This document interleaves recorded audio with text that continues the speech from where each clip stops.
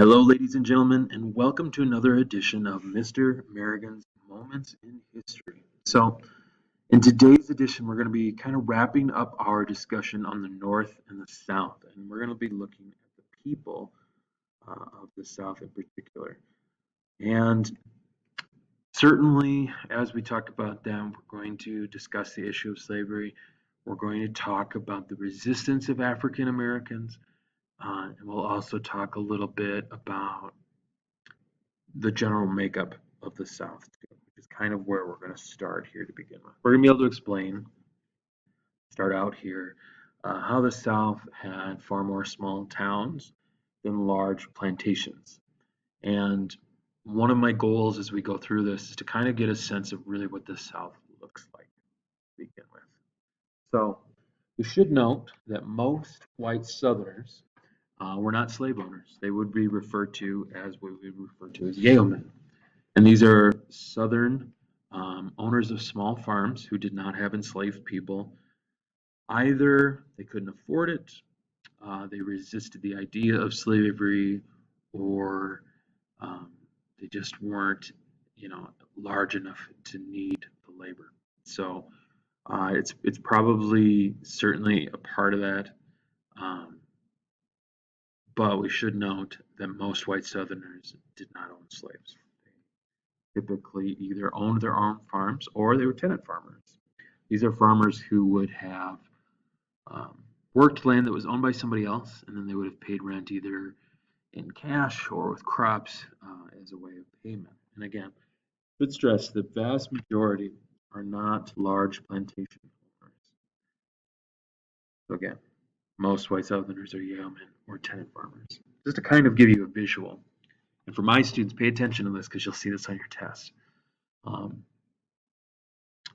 you'll see that 17% of white Southerners are slaveholders, and that about half don't own slaves. And so that's about 2/3 of your population in the South, and your total population in the South at this time is right around 12 million. The last little over a third um, is African Americans, 2% of which are free, 32% of which are enslaved. So that gives you a little bit more sense of what the South looks like as far as total people go. So let's certainly get to this topic of slavery. We're gonna be able to summarize how, despite the hardships, and I don't want to discount how terrible the experience of African American slavery, but we're going to talk about how African Americans rose above it and how enslaved African Americans found methods to help them cope, but not just cope, be resilient and to the best they could thrive with that and cope with that lack of freedom. So we have to acknowledge that enslaved African Americans are living without freedom. They're living under brutal conditions in which they're beaten, they're overworked, um, and they're treated as less than human. Um, in order to deal with such conditions, African Americans had to come together. And one thing that we should know is that a lot of families of African Americans, when they arrive to the United States, they're separated from their families. Spouses are, taken apart, parents from their children, grandparents from their grandchildren. And so African Americans kind of had to recreate the family ties as they came to the United States. So they created these large, very close knit, very close extended families that provided them with something that was vital, something that was absolutely needed. And it's a vital feature of enslaved people's culture is the communities and the families that they created in this situation. One thing we should note related to this is in 1808, Congress is going to outlaw the slave trade. So slaves are not going to be coming from Africa any longer or the Caribbean. And instead, what you're going to see is that slavery itself isn't going to be illegal. So all slave ownership and purchase has to be done within the United States in order to be legal. And for my students, um,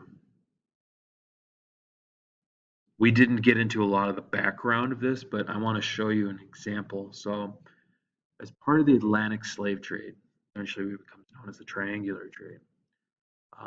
This connects Europe, Africa, and then basically North America. And you would have had finished goods coming from Europe to Africa in order to buy slaves. Slaves then would go to the America or to North America, sometimes South America, and then they would purchase raw goods and then send those back to Europe. And so the slave ships, which is the diagram that you're looking at right now, this gives you an idea of how enslaved people were placed in ships. So you can see them in this image, head to toe and very cramped in. So we're dealing with some conditions that are quite horrific. Disease spread rapidly throughout slave ships.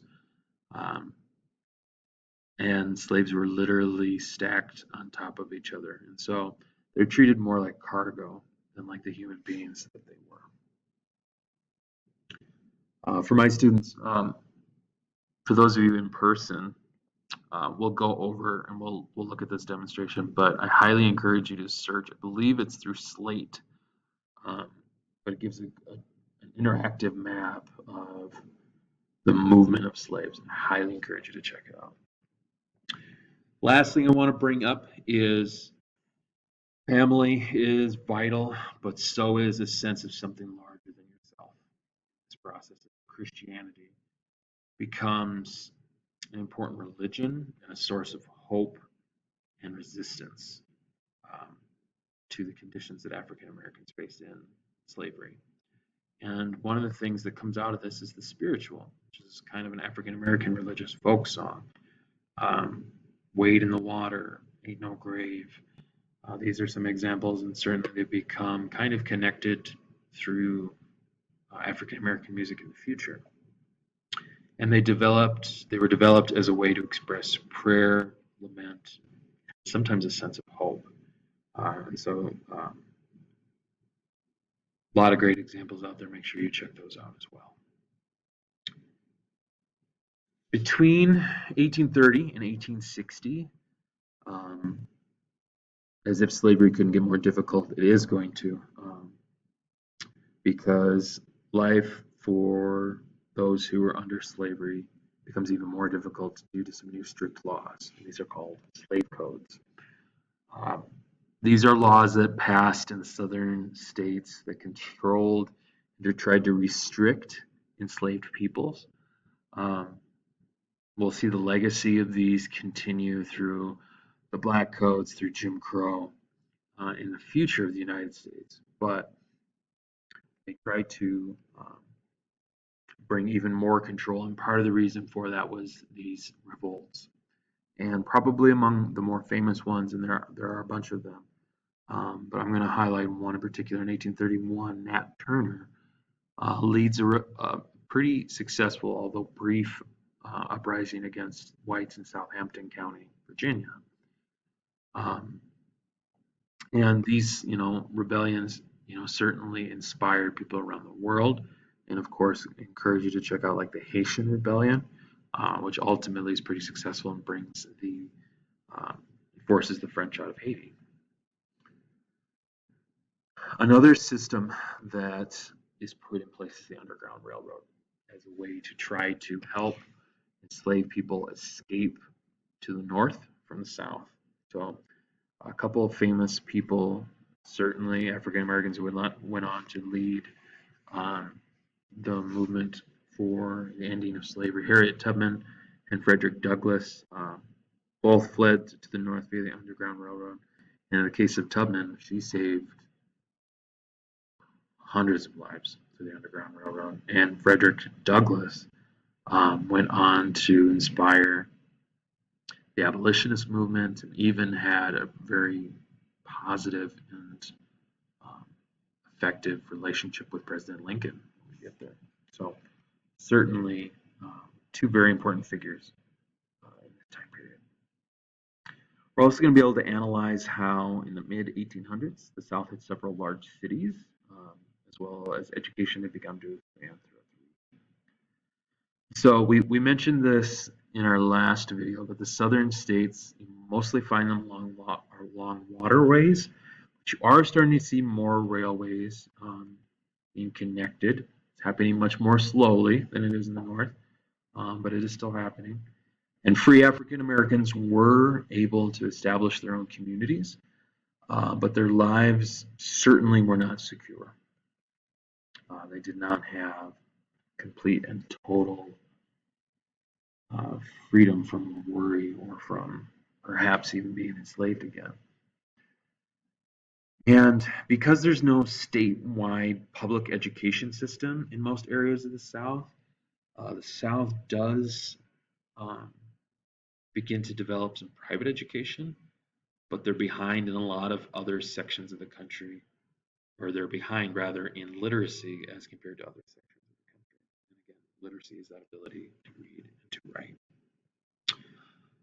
Lastly, I want to leave you with a quick check-in question. Which of the following was not a large city in the mid-1800s in the South?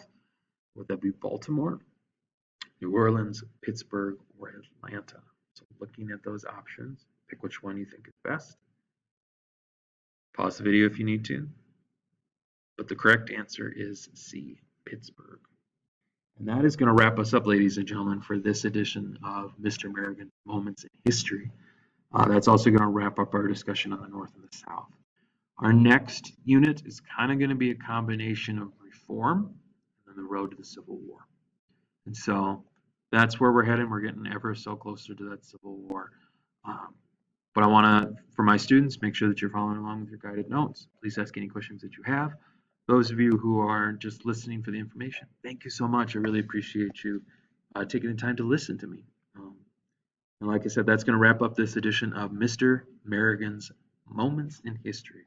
Thank you, everyone. Have a great day.